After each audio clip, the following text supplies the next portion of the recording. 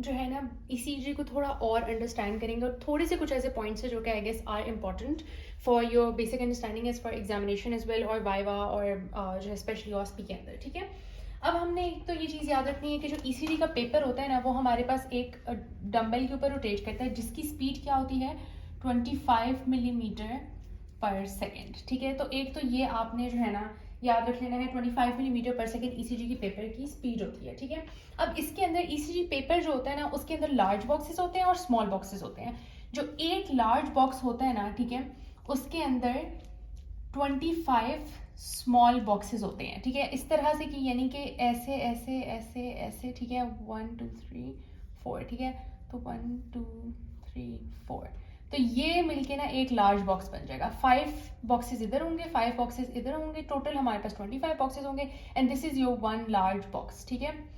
अब हमारे पास आ जाता है एक चीज अब आपने याद रख लेनी है कि एक लार्ज बॉक्स जो है ना, एक लार्ज बॉक्स, ठीक है, वन लार्ज बॉक्स में 25 स्मॉल बॉक्सेस होते हैं। वन लार्ज बॉक्स जो है ना that is equal to 0.2 second. अब ये क्यों इंपॉर्टेंट होता है, ये आपको अंडरस्टैंडिंग के लिए कि अगर हमने कैलकुलेशंस वगैरह करनी है ईसीजी में कि अच्छा दो पी वेव्स के बीच में कितना टाइम ड्यूरेशन है, पी क्यूटी इंटरवल कितना है, ठीक है, पीआर इंटरवल कितना है, एसटी इंटरवल कितना है, ठीक है, दो टी वेव्स के बीच में हार्ट रेट इससे हमें पता चलता है, ठीक है। ये इसलिए हमने कैलकुलेशन तो सिंपल आपने one large box equal to 25 small box, ठीक है, या एक रो में 5 स्मॉल बॉक्सेस, ठीक है। रोज की बात करेंगे या कॉलम्स की बात करेंगे तो 5 स्मॉल बॉक्सेस, टोटल बॉक्स की बात करेंगे उसमें 25 होंगे, ठीक है।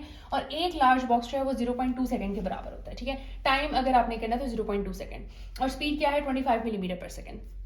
अब आपने एक इंपॉर्टेंट बात याद रखनी है कि अगर आपने हार्ट रेट निकालना है फ्रॉम ईसीजी तो 300 को डिवाइड कर दें नंबर ऑफ लार्ज बॉक्सेस, ठीक है। नंबर ऑफ लार्ज बॉक्सेस जो है ना उसको आपने total number of large boxes between two R waves, ठीक है, बिटवीन टू आर वेव्स। ये भी मैं आपको जो है ना दिखा देती हूँ ईसीजी के ऊपर ही। देखें ये हमारे पास आ जाती है एक ईसीजी, ठीक है। अगर इसको हम जूम करें, ये हमारे पास एक ये आर वेव आ गई, एक ये आर वेव आ गई, ठीक है। इन दोनों आर वेव्स के बीच में ऑलमोस्ट 3.5 हमारे पास large box, 1 box 2 box 3 box और ये हाफ आ रहा है, ठीक है। तो ऑलमोस्ट 3 और 3.5 इतना होना चाहिए, दैट इज नॉर्मल, ठीक है। नॉर्मल कितना, क्योंकि अगर आप 300 डिवाइडेड बाय 3.5 डालेंगे या 3 डालेंगे तो अराउंड समवेयर अराउंड 80 to 100 आपका आंसर आएगा, ठीक है, जो कि एक नॉर्मल हार्ट रेट है, ठीक है। तो अगर 3.5 कितना होना चाहिए लार्ज बॉक्सेस, 3 to 3.5 तक लार्ज बॉक्सेस होने चाहिए दो आर वेव्स के बीच में, ठीक है। उसके बाद अब हम थोड़ा सा ईसीजी के जो स्ट्रक्चर है और जो हमारे पास इंटरवल्स की हम जो बात करते हैं वो थोड़ा सा देख लेते हैं, ठीक है। हमारे पास जो क्यू आर एस इंटरवल होता है, ठीक है, क्यू आर एस कॉम्प्लेक्स होता है, पी आर इंटरवल होता है हमारे पास। ये दो चीज़ें ज़रा इंपॉर्टेंट होती हैं, ठीक है। हम ज़रा यहाँ पे ईसीजी पहले ड्रॉ कर लेते हैं ताकि हम उसको विजुलाइज कर सकें चीज़ों को, ठीक है। अच्छा, so this is your P, this is Q R S and this is T, ठीक है। अब जो इसके अंदर हमारे पास पी इंटरवल है ना, पी आर इंटरवल, ठीक है। इंटरवल में मैंने कहा था हम वेव भी इंक्लूड करते हैं, ठीक है। So this is your P R interval, ठीक है। पी आर इंटरवल जो है ना ये इंपॉर्टेंट होता है, ये 3 स्मॉल बॉक्सेस के इक्वल होता है, 3 स्मॉल बॉक्सेस की इक्वल होता है, ठीक है। अब अगर 3 स्मॉल बॉक्सेस की इक्वल है तो वन लार्ज बॉक्स मैंने कितना बताया था, कितने के बराबर था वो, one large box was equal to 0.2 second. तो आप इसमें से 3 स्मॉल बॉक्सेस का जो है वो ड्यूरेशन निकाल सकते हैं कि कितना होगा 3 स्मॉल बॉक्सेस, ठीक है। वन लार्ज बॉक्स अगर इतना है तो उसके अंदर 5 लार्ज बॉक्सेस आते हैं एक रो के अंदर, ठीक है। तो 0.5 को 2 से यानी 0.2 को 5 से डिवाइड कर दें तो आपके पास कुछ 0.12 समथिंग आंसर आएगा, ठीक है, ऐसा कुछ आंसर आएगा। अच्छा, अब हमारे पास साथ में आ जाएगा कि ये पी क्यू इंटरवल आ गया, ठीक है। अब पी क्यू इंटरवल कब प्रोलॉन्ग होगा, सॉरी पी क्यू कह रही हूँ, पी आर इंटरवल कब प्रोलॉन्ग होगा, ठीक है। पी आर इंटरवल है क्या, जरा इसको थोड़ा सा अंडरस्टैंड कर लें, ठीक है। P R interval is your atrial systole और ventricular systole. Atrial systole ventricular systole में कैसे कन्वर्ट होती है, एट्रियल सिस्टली वेंट्रिकुलर सिस्टली में ऐसे कन्वर्ट होती है कि एट्रिया का जो हमारे पास उसकी जो डिपोलराइजेशन की वेव है वो एवी ब्लॉक की वजह, एवी ब्लॉक कह रही हूँ, एवी बंडल की वजह से, एवी साइनस नोड की वजह से, एवी बंडल्स की वजह से वेंट्रिकल में फैलती है। अब अगर वो ब्लॉक, वो एवी यानी कि यहाँ से ऐसे है, यहाँ से एट्रियम है, ऐसे नोड ने एट्रियम को डिपोलराइज किया, एट्रिया ने एवी को डिपोलराइज किया, एवी साइनस एवी नोड को, ठीक है, और उसने वेंट्रिकल्स को किया, ठीक है। अब ये जो ड्यूरेशन है ना, ये वाला, ठीक है, ये आपके जो है वो पी आर इंटरवल को रिप्रेजेंट करता है। अब अगर इसमें डिले आएगा ना, और वो क्यों आएगा, mainly AV bundle branch block की वजह से, ठीक है, left bundle branch block, right bundle branch block, ठीक है। तो P R interval will increase in bundle branch block, ठीक है, या हार्ट ब्लॉक, ठीक है। तो सिंपल ये अब एक कॉन्सेप्ट हो गया। फिर आ जाता है हमारे पास QRS, ठीक है। QRS कॉम्प्लेक्स जो होता है ना, वो भी 3 स्मॉल बॉक्सेस की इक्वल ही होता है, ठीक है। अब ये मे भी आपसे इससे तो ना पूछे आपके रिटर्न में, ठीक है, लेकिन ये वॉस्पीज वगैरह का क्वेश्चन है कि 3 स्मॉल बॉक्सेस की इक्वल है या कितना इक्वल है, ठीक है। अब QRS कॉम्प्लेक्स जो होता है ना, वो नैरो भी हो सकता है और वो ब्रॉड भी हो सकता है, ठीक है। नैरो होगा तो वो obviously it will be less than 3 small boxes, ठीक है। ब्रॉड होगा तो it will be more than 3 small boxes, ठीक है। नैरो होगा साइनस टेकिकार्डिया के अंदर, ठीक है, और नैरो होगा हमारे पास SVT के अंदर, सुप्रावेंट्रिकुलर टेकिकार्डियाज के अंदर, ठीक है। What is QRS? QRS आपका जो होता है ना, वो होता है आपका ventricular systole. Ventricular systole short कब होगी?